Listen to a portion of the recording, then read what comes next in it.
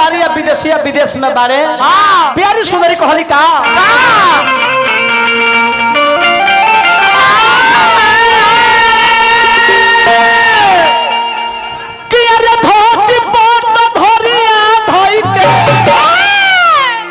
अरे कन्हम पर चदरिया रे बबरिया रे तो होई है कमना देखो तर हम बोलत नहीं तो हुई आता होई है कमना तू सहरिया रे बबरिया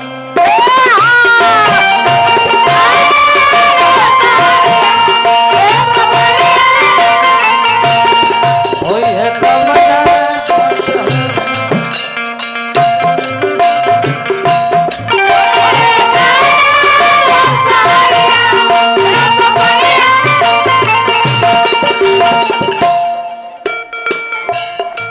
ले क्या कहले हनुमान जी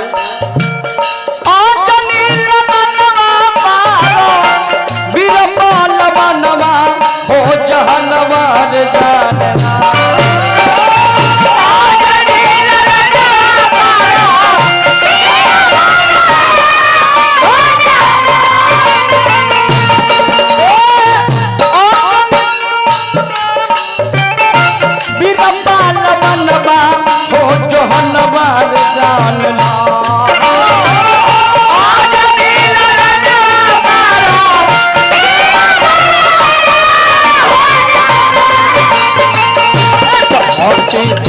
शक्ति में महानवा हो जहनवा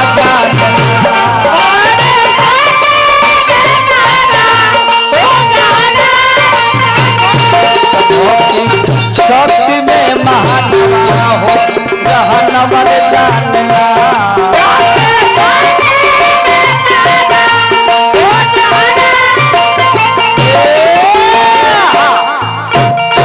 परमादरणी हमनी के बाबूजी के मित्र मिश्री चाचा मिश्री चाचा के पुत्र बने हमारा बचाई भैया पुरस्कार दिले बने हार्दिक हार्दिक अभिनंदन जय हो।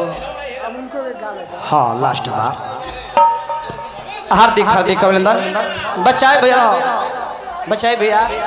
बहुत बढ़िया रहो राजा आदमी बने हमारे भोला बाबा बने।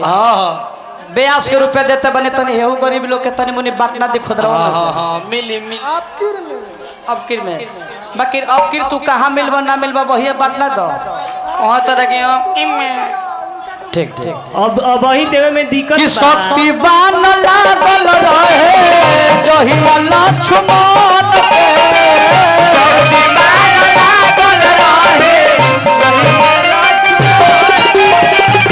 धर झप श्री भगवान के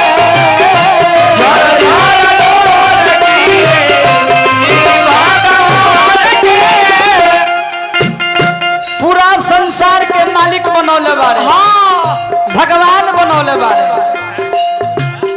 हमनी के भगवान बनौले बारे हमनी के संकट में पहले तो भगवान के याद दिले के हे भगवान हम भरी फेरा में पड़ल बनी रवा वो बार करे आज जब भगवान फेरा में पड़िले तो हनुमान जी के गुहार के लेके हनुमान संकट में बारे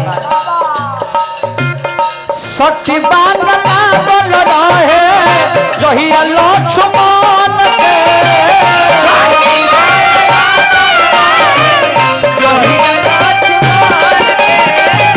झर झर होत गिरे श्री भगवान के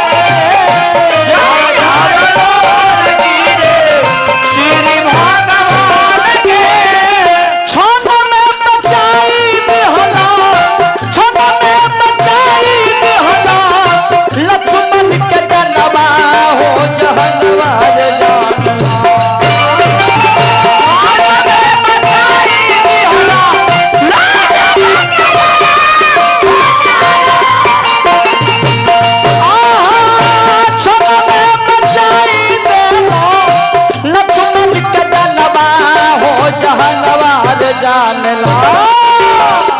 आदरणीय हमनी के मुखिया प्रत्याशी बड़े भैया मनोज भैया के माध्यम से 100 रुपए के पुरस्कार मिलल बा। हार्दिक हार्दिक अभिनंदन भोला दानी बना के रखे। 3 ताल तो भक्ति शक्ति में महानवा हो ये जहानवा जाने ला।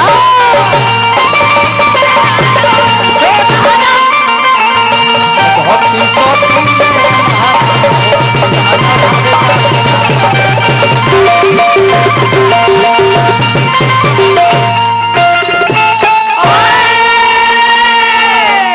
सुमरन नहीं जा रोकल जाता। आइयो हम मंडली से सुनिए।